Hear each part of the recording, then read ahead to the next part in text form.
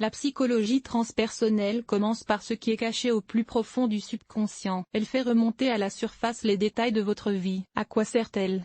À éliminer les facteurs inconscients qui influencent votre comportement et vos pensées afin de changer votre vie pour le mieux. Elle nettoie également votre conscience de la négativité qui y est stockée depuis de nombreuses années. Qu'est-ce que la psychologie transpersonnelle? La psychologie transpersonnelle est la science qui étudie les états modifiés de la conscience et de la psyché humaine. Elle repose sur les recherches de Carl Jung et d'Abraham Maslow. Selon ces scientifiques, il existe un inconscient au sein de chaque personne. Il influence la formation de la personnalité, le comportement et les relations avec les autres. Au sommet de l'expérience, cet inconscient s'ouvre et aide à résoudre de nombreux problèmes internes. Outre Maslow, les représentants de la psychologie transpersonnelle étaient Suttish, C. Grof, Gufaï-Diman, M. Hitch, S. Margulis. Chacun d'entre eux a complété la science, ouvert de nouvelles voies et mené des expériences. Les scientifiques ont créé l'association de psychologie transpersonnelle et ont publié une revue consacrée à la psychologie transpersonnelle. Quelques années plus tard, l'Institut de psychologie transpersonnelle a été créé en Californie. Son fondateur est Robert Fagé. Néanmoins, ce courant n'a pas été reconnu par la communauté scientifique pendant longtemps. Beaucoup le considéraient même comme ridicule. La situation a changé en 1996. Lorsque la British Psychological Society a ouvert l'école de psychologie transpersonnelle. Cela a contribué à accroître sa popularité parmi les scientifiques. Des livres sur la psychologie transpersonnelle ont également été écrits. Le plus célèbre d'entre eux est Outside the Brain, Birth, Death and Transcendence in Psychotherapy S. Grof, et The Cosmic Game. Une étude des lignes de la conscience humaine du même auteur. Cette orientation étudie plusieurs domaines à la fois. Conscience modifiée. La parapsychologie, pratiques spirituelles et religieuses, effet des drogues psychédéliques humaines sur la conscience et la psyché, techniques de respiration, yoga, techniques de méditation. 5. L'attention se porte d'abord sur un sujet, puis sur l'autre. Le passage d'un sujet à l'autre se fait rapidement. La consommation de liquide lors d'un exercice physique intense est limitée. Par exemple, une activité excessive est réalisée sans s'arrêter pendant de longues périodes. Alternance d'interactions froides et chaudes. Influence de la musique. Solitude.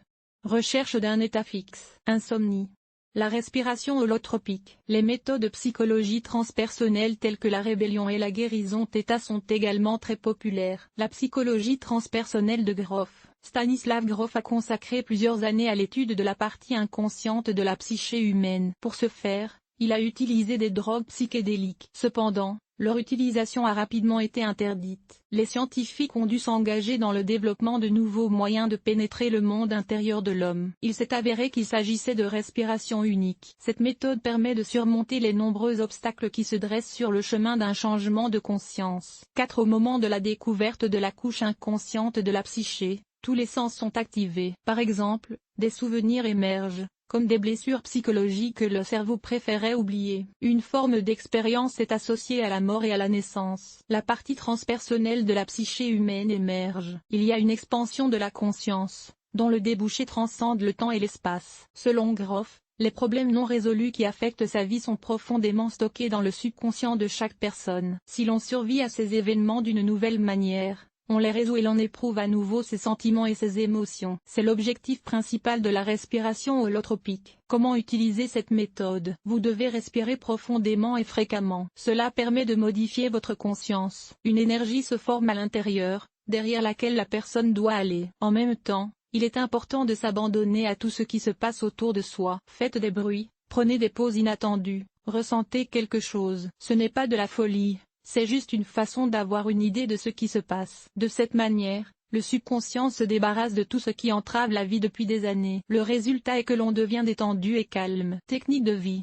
Conçue par le scientifique américain Leonardo Oro il y a plus de 40 ans. Il s'agit d'une technique de respiration qui permet à une personne de renaître et d'éliminer les émotions négatives du subconscient. Selon Oro, les événements traumatiques surviennent dès la naissance. En effet, la naissance elle-même peut être incluse dans cette liste. Tous ces événements ont un impact important sur la santé physique et mentale. La conscience protège la personne de ses souvenirs et les cache dans les voûtes de l'inconscient. Cependant, elle souffre toujours des peurs, des complexes et des inquiétudes liées à ces blessures. La renaissance permet de résoudre ces problèmes. Lors de la renaissance, une personne fait l'expérience des pires moments de la vie. Elle transforme toutes les émotions négatives en énergie positive et fait l'expérience d'une harmonie sans précédent. À bien des égards, la technique du rebirth est similaire à la respiration holotropique. Elle se déroule comme suit. On respire par le nez ou par la bouche. On inspire comme on le souhaite. On expire comme d'habitude. Dès que la respiration se stabilise, il faut se détendre. La meilleure position est le dos. Les jambes ne doivent pas être croisées. Votre conscience doit être libre de toute pensée. Concentrez-vous sur les sensations de votre corps. Avez-vous ressenti un léger picotement ou une douleur? C'est le ressenti d'une des mémoires négatives enfouies dans le subconscient. Essayez de vous en souvenir et de le ressentir. Transformez un mauvais souvenir en un bon souvenir. Comment faire? Pensez aux souvenirs négatifs avec humour. Une autre façon est de ressentir la joie des émotions négatives qui s'échappent enfin de votre corps. Vous devez prendre cela au sérieux si vous voulez renaître et obtenir des résultats. Vous ne pouvez pas non plus ignorer les sensations qui se manifestent dans votre corps. Technique de guérison Theta. Cette technique de psychologie transpersonnelle a été inventée par Viana Stibar au cours de sa lutte contre le cancer. Elle aide à atteindre l'harmonie intérieure et la satisfaction de la vie. Selon la théorie de Stibar, vous pouvez entrer dans l'état Theta de deux façons. Méthode 1. Le plan d'action est le suivant. Asseyez-vous sur une chaise, posez vos pieds sur le sol et gardez le dos droit. Fermez les yeux. Prenez quelques respirations profondes. Faites de courtes pauses entre les respirations. Détendez-vous. Déplacez-vous mentalement vers la zone du cœur. Une masse d'énergie s'y forme. Retirez l'énergie de votre cœur et lancez-la au centre de la terre. Rassemblez-la ensuite en une masse, sous la forme d'une boule. Élevez vers le haut votre personne, la pièce dans laquelle vous vous trouvez, votre ville, votre pays, etc. Allez dans l'espace. Il vous suffit de dériver dans l'espace jusqu'à ce que vous aperceviez une lueur blanche nacrée. C'est votre objectif principal. Soyez prudent pendant votre vol et évitez les zones bleues. Méthode 2.